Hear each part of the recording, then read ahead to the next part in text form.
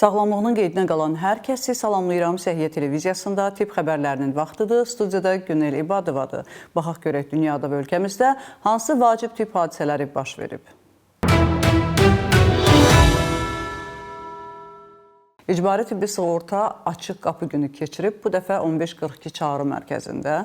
Ümumiyyətlə, insanlar çağrı mərkəzinə şikayət edirlərmi? Hər hansı bir sualları varmı? Müraciətlər ötən il ərzində nə qədər olub və hansı yeni funksiyalar var? Bütün bunlar haqqında məlumatı indi biləcəksiniz. İcbari tibbi sığorta üzrə Dövlət Agentliyi media və vətəndaş cəmiyyəti nümayəndələri üçün 1542 çağrı mərkəzində açıq qapı günü keçirib.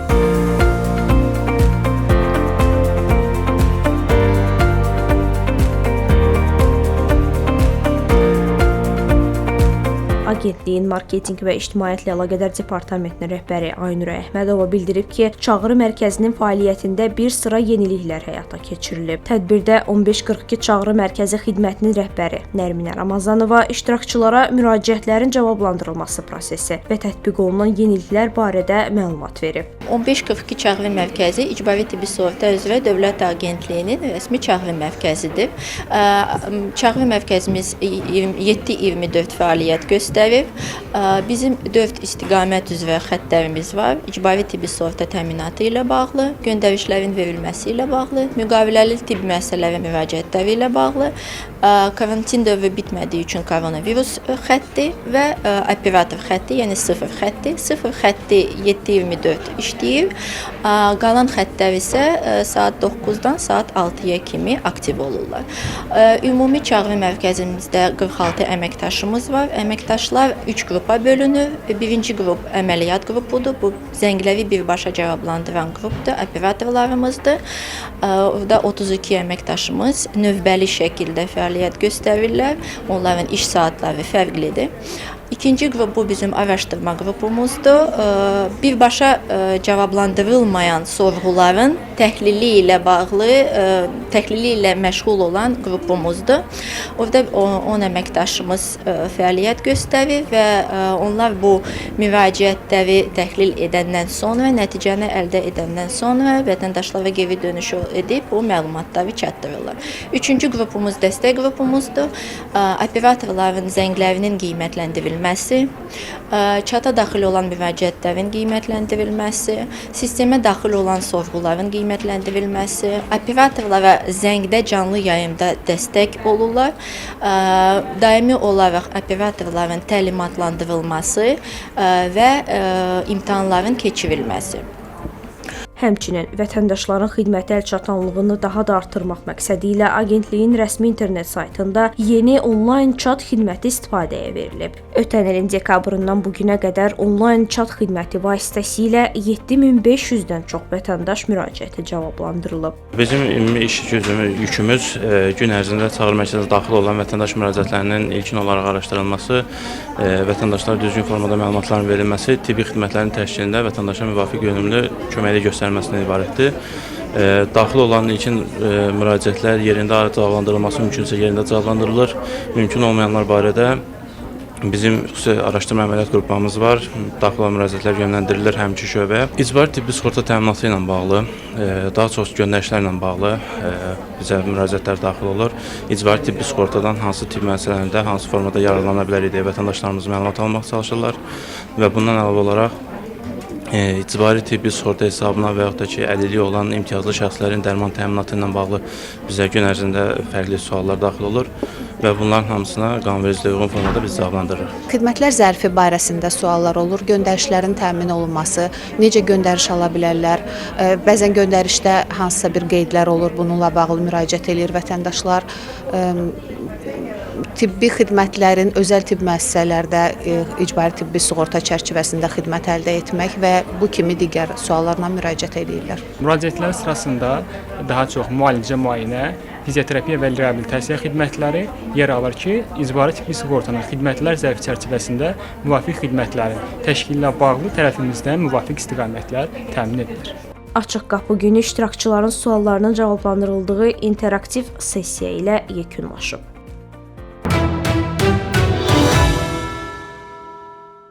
Dünyanın rəqəmsal müstəvisindən təbii ki, tibb sahəsi də geri qalmır. Ölkəmizin rəsmi səhiyyə qurumunun rəqəmsal aləmə keçidi ilə bağlı maraqlı açıqlamalar var. Birlikdə baxaq.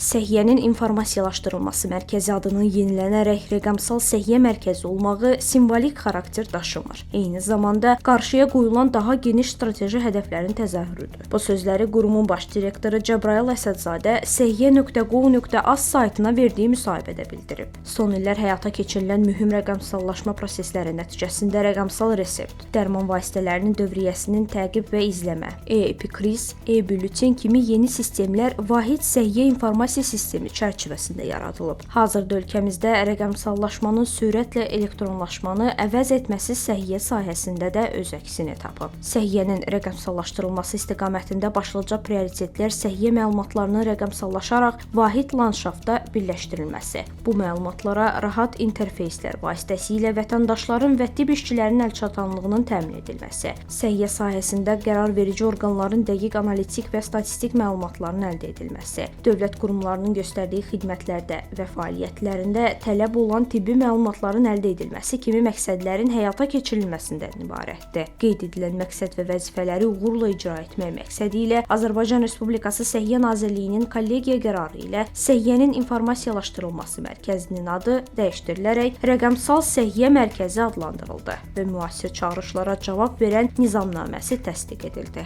deyə mərkəzin baş direktoru Cəbrayıl Əsədzadə bildirib. Amerikanın Texas ştatında qızılcadan ikinci insan həyatını itirdi. Baxaq görək bu ölüm epidemiya kimi qəbul olunacaqmı və ümumiyyətlə Amerika qızılca ilə mübarizədə yeni mərhələyə başlayacaqmı? Qızılca epidemiyası nəticəsində artıq ikinci ölüm qeydə alınıb. New Mexico Səhiyyə Departamenti peyvənd olunmamış həmin şəxsin ölümündən sonra qızılca virusu üçün verilən testi müsbət olub. Səhiyyə Departamenti qeyd edib ki, heç bir tibbi yardım üçün müraciət edilməyib. Ölümün rəsmi səbəbi isə hələ də araşdırılır. Qeyd edək ki, keçən həftə Texasda bir məktəbli həyatını itirib və Texasda bu xəstəlikdən ölən ilk şəxs olub.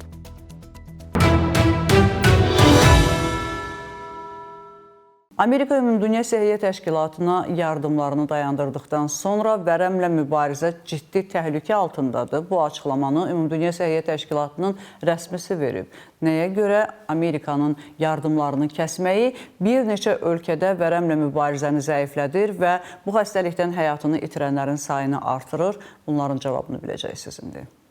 Ümumdünya Səhiyyə Təşkilatının vərəm və ağciyər sağlamlığı üzrə qlobal proqramının direktoru Tereza Kasayeva Amerika Birləşmiş Ştatının xarici yardımı dayandırmaq qərarının aşağı və orta gəlirli ölkələrdə vərəmin yayılmasının qarşısının alınmasında əldə edilən nailiyyətləri zəiflədəcəyini və milyonlarla insanın həyatını riskə atacağını bildirib. O qeyd edib ki, beynəlxalq yardım Amerika Birləşmiş Ştatının Beynəlxalq İnkişaf Agentliyinin yardımı nəticəsində təkcə keçən il ölümcül xəstəlikdən təxminən 3,65 milyon insan xilas edilib. Ümumdünya Səhiyyə Təşkilatına görə Birləşmiş Ştatlar ənənəvi olaraq vərəm proqramları üçün ümumi beynəlxalq donor maliyyəsinin təxminən 1/4-ni qarşılayıb. Maliyyələşdirmənin dayandırılması Afrika, Cənubi Şərqi Asiya və Qərbi Sakit Okean regionlarında vərəmdən əziyyət çəkən insanların həyatını təhlükə altına qoyub deyə Ümumdünya Səhiyyə Təşkilatı bəyan edib.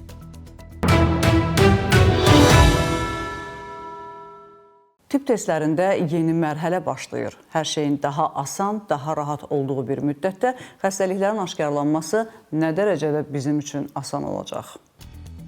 Tədqiqatçılar iddia edir ki, aldadıcı tibb testlər haqqında olan məlumatlar həddindən artıq diaqnoz qoyulmasına, lazımsız müalicələrə səbəb olur. Bu da pasientlərin psixoloji sağlamlığına təsir edir. Tədqiqatçılar Instagram və TikTokda mübahisəli tibbi testlər haqqında 900-dən çox paylaşım araşdırıb və 1000-dən çox izləyicisi olan istifadəçilərə diqqət yetirib. Yeni tədqiqat göstərib ki, nüfuzlu şəxslərin tibbi testlər haqqında paylaşımları əksər hallarda aldadıcı olub. 8-dən çox paylaşımdan 9-u reklam xarakterli olub və yalnız 6%-də testlərlə bağlı sübutlar təqdim olunub. Bu paylaşımların əksəriyyəti tamamilə aldadıcı idi deyə Sinsei Universitetinin elmi əməkdaşı, tədqiqatın rəhbəri Dr. Brooke Nickel bildirib.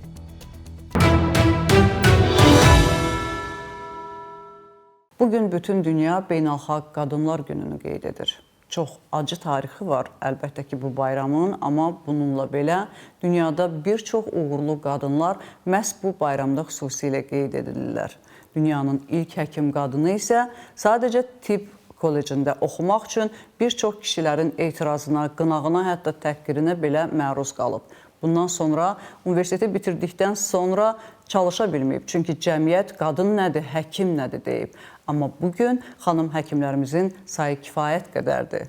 İstənilən peşədə olan bütün xanımları ürəkdən bu bayram münasibəti ilə təbrik edirəm. Ümid edirəm ki, üzləri daim gülsün. Çünki sevinc səadətin əsas göstəricisidir. Hər zaman sevinin əziz xanımlar və eyni zamanda dünyada və Azərbaycanda ilk olan həkimlərlə, qadın həkimlərlə tanış olun. Həkimlik diplomu alan ilk qadın Elizabeth Blackwell 1849-cu ildə Amerikada tibb təhsili alıb. Bu dövrdə qadınların tibbi təhsil alması cəmiyyət tərəfindən qəbul edilmirdi. Ancaq Elizabeth bu maneələri aşaraq Geneva Medical College-dən məzun olub. Bəzi müəllimlər və tələbələr etiraz etsələr də əksəriyyət cəmiyyətin qadın həkimlərə ehtiyacı olduğunu bildirib. Elizabethin təhsil almağını dəstəkləyib. Elizabeth təhsilini başa vurduqdan sonra həkim kimi fəaliyyətə başlamaqda da çətinlik üzləşib. Çünki cəmiyyət hələ də qadınların tibb sahəsində yer almasını qəbul etmirdi. O, bir müddət İngiltərəyə köçərək burada da tibbi təhsilini davam etdirib. Daha sonra İngiltərədə qadınlar üçün klinika açıb. 1857-ci ildə isə Elizabeth Blackwell New Yorka qayıdıb, orada qadınlar üçün tibb məktəbi, New York Infirmary for Women and Children adlı təhsil ocağının əsasını qoyub. Azərbaycanda isə ilk tibbi ali təhsilli qadın Sona Vəli xan olub. Sona xanım 1908-ci ildə Peterburq Tibb Universitetini bitirib. Sonralar isə Azərbaycan Tibb İnstitutunun göz xəstəlikləri kafedrasında dosent və professor olub.